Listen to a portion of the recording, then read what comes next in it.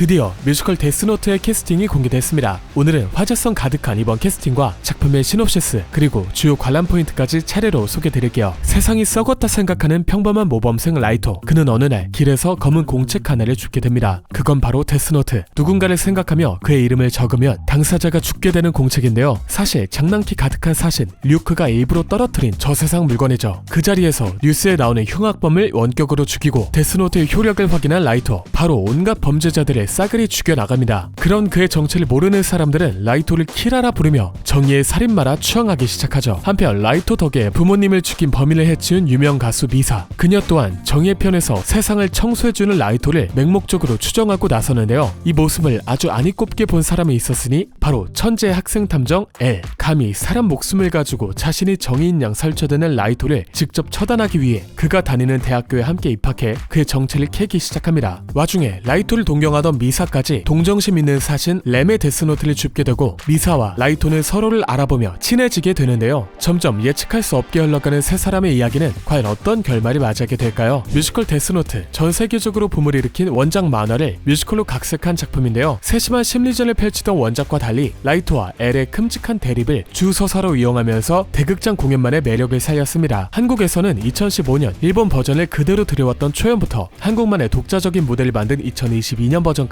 꾸준히 사랑받아 왔는데요. 초연 당시에는 지킬앤하이드의 프랭크 와일돈이 만든 중독적인 락 음악이 큰 호평을 받은 반면 미니멀한 무대는 다소 밋밋했다는 의견을 받기도 했고요. 오디컴퍼니가 판권을 이어받은 4면부터는 무대를 화려한 풀 미디어 아트 세트로 완전히 탈바꿈하며 결국 무대까지 완벽한 2.5차원 뮤지컬이라는 호평을 받았습니다. 이 작품이 매 시즌 큰 화제를 본 것은 배역과 완벽히 섞여드는 찰떡같은 캐스팅의 힘도 무시할 수 없는데요. 이번 시즌 데스노트는 총 7개월 공연할 예정으로 공연 기간 도중 캐스팅 변경을 예고했습니다. 그리고 이번 1차 캐스팅은 기존까지 데스노트에 참여한 적 없는 신선한 얼굴들로 가득 채워졌죠. 먼저 교만한 구원자 라이토 역에 조영균, 김민석, 임규영 배우가 참여하는데요. 세 분 모두 작품에 처음 참여하는 뉴캐스트로 기존 캐릭터와 전혀 이질감 없는 싱크로율의 조영균 배우와 라이토의 교활함을 매력적으로 풀어낼 것으로 기대되는 임규영 배우의 해석이 궁금해지는 한편 여린 캐릭터를 주로 보여주신 뮤지컬계 신인 김민석님의 첫 악역 또한 상당히 신선할 것 같습니다. 라이토를 잡는 L 역에는 성규,